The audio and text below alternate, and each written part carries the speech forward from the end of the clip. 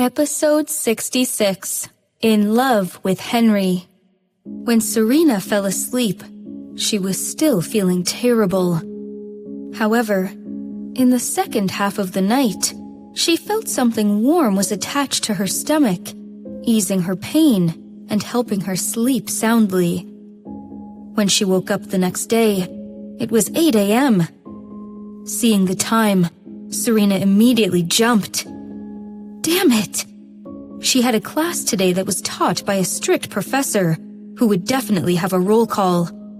If she was found to skip the class, it would be terrible.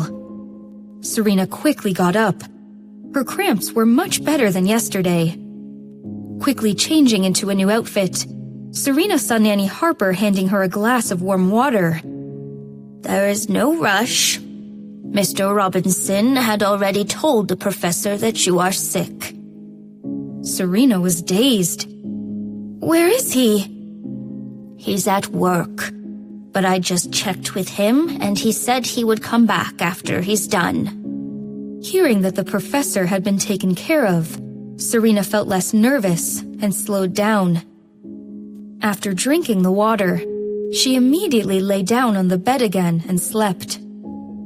When she woke up again, it was past noon. Serena ate briefly and turned her laptop on, opening the chat. Henry had already sent her the proposal. However, what caught Serena's attention was a friend request from an unknown account. Who is this? Serena checked the profile of this person and saw no information filled out. However, it was a user who had registered 8 years ago. Serena hesitated and clicked yes. Then she began checking the proposal that Henry had sent her. When she was halfway through the proposal, Serena saw a message from Stella. Serena? Are you there? Seeing her name, Serena felt a bit distant. After the incident at the reunion, Serena had heard about what had happened to Stella. She was miserable, but she deserved it. Still, Serena replied, yes. What's your account? I will give you the money back. How come you have so much money? I will get married. Didn't you know that? Thanks to you. If it were not for you, I wouldn't be able to marry into the Lee family. If it was not me who went into the room with Ben there, you should have been ruined. Don't you think you should thank me? Although you did that to me, I'm still inviting you to my wedding. Next month, on the 10th.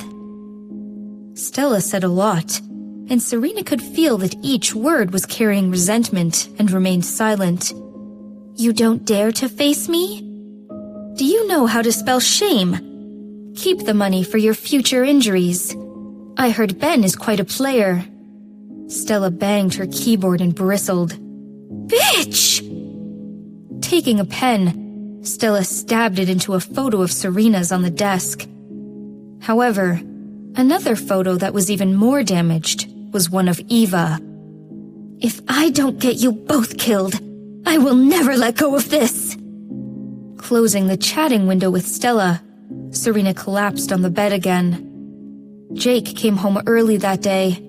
It was not even 4 when he arrived. Pleasantly surprised, Nanny Harper saw him walking into Serena's room. Serena did not lock the door, so it was easy for Jake to go inside and find that the woman was asleep still.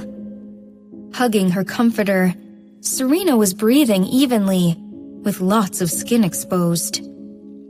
Her white slip dress was pulled up, showing her white thong, looking seductive. Jake held his breath and walked up. He slowly lifted her leg, wanting to put the comforter over her. But clearly, Serena did not want to cooperate.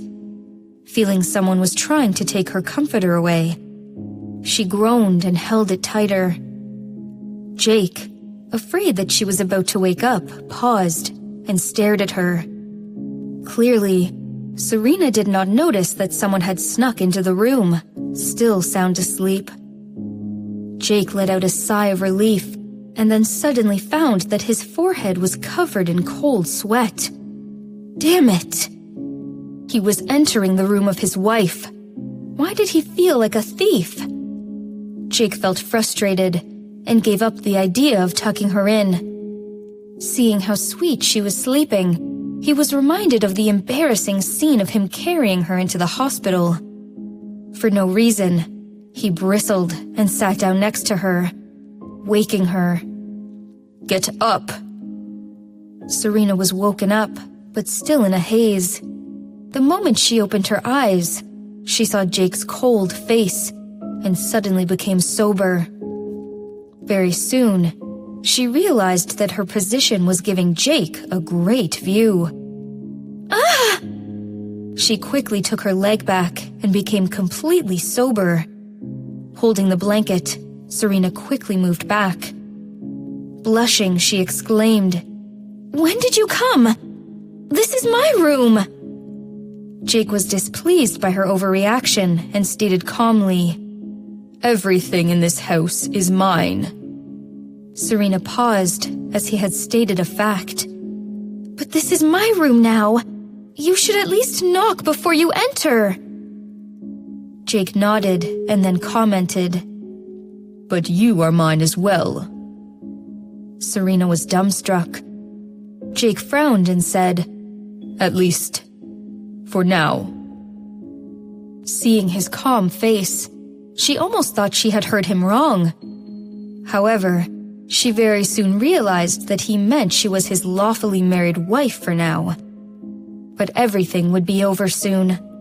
Only 9 months left. "Freshen up and come to the old house with me," he commanded. "Why?" "My big brother is back. You were not around last time. So now I'm taking you to meet him." "Last time? When was that?" "When you were in the hospital." "Oh." Thinking of the baby who had been killed before being born, Serena was slightly depressed. "I will." Jake gazed at her deeply and suddenly felt slightly bitter. "In fact, as long as you're willing, we could have another child." However, she was in love with Henry. Feeling irritated, Jake stood up and said, "I'll wait for you outside."